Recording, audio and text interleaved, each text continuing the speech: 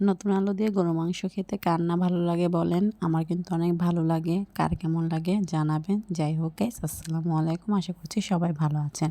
এই যে বাজার থেকে যে গরুর মাংস নিয়ে আসছি, আর গরুর মাংস এনে সুন্দর করে এই যে ধুয়ে টুয়ে পাতলে নিলাম। আমি একেবারে হাতে মেখে আজকে গরুর মাংস রান্না করব। এই যে আমি গরুর মাংসতে কিছুটা পরিমাণ আদা রসুন বাটা একসাথে ছিল, আমি দিয়ে দিলাম। আর এখন পেঁয়াজ বাটা দিলাম।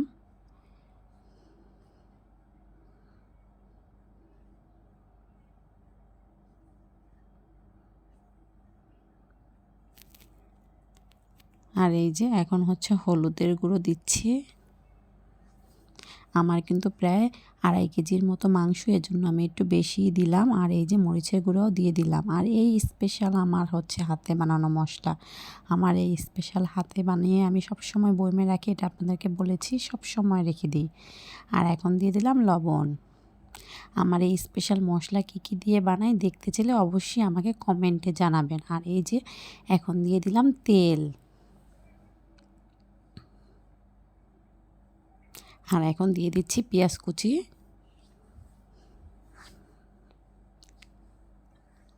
এখন আমি ভালো করে হাতে মেখে নেব। আর আমার এইভাবে রান্না কার কার ভালো লাগে আমাকে অবশ্যই কমেন্টে জানাবেন। ভালো লাগলে একটা লাইক করে দিবেন। আর আমার ভিডিও যদি আপনাদের কাছে ভালো লেগে থাকে অবশ্যই একটি শেয়ার করে থাকবেন। এই যে এখন আমি কতগুলো কাঁচামরিচ আনাম দিয়ে দিলাম।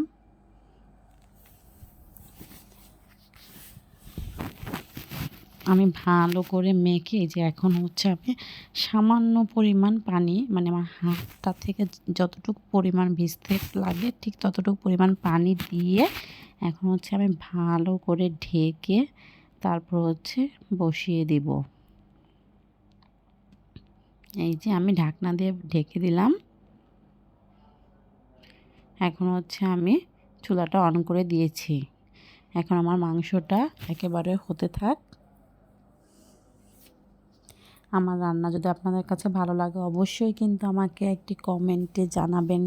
আর ভালো লাগলে অবশ্যই একটি লাইক করে দিবেন। এই যে দেখেন আমার মাংসটা আমি একেবারে ভালো করে কষিয়ে নিচ্ছি।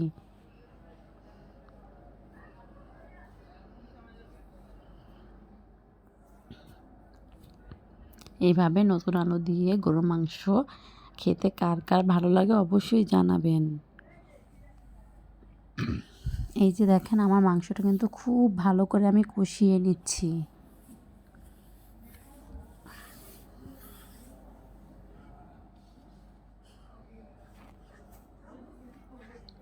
আর শীতের দিনে গরুর মাংস দিয়ে নতুন আলু খাবো না তা কি হয় বলেন?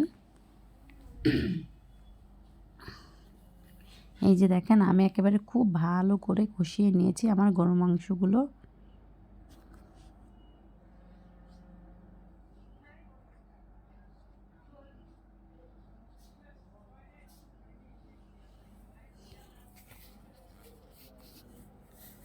আর এই যে এই পর্যায়ে আমি আলু কেটে ধুয়ে রেখেছিলাম। এখন আমি নতুন আলুগুলো দিয়ে দিচ্ছি।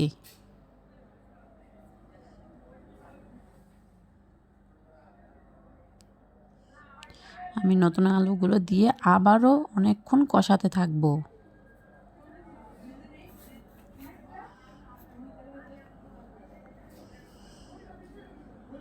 আমি নতুন আলু দিয়ে ভালো করে কষিয়ে নিয়ে এই যে এখন কিছুটা পরিমাণ পানি দিয়ে দিয়েছি।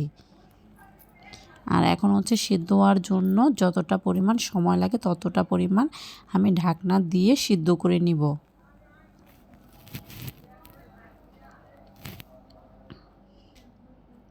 আর এই যে দেখেন আমার মাংসটা আর আলুটা কিন্তু আমি ভালো করে সিদ্ধ করে নিয়েছি। আর আমি আজকে বলেছি নতুন আলু দিয়ে একটু মাংস একটু ঝোল ঝোল খাবো, ঝোল ঝোল রান্না করেছি। যাই হোক আজকে এই পর্যন্ত। আল্লাহ হাফেজ, ভালো থাকেন সবাই।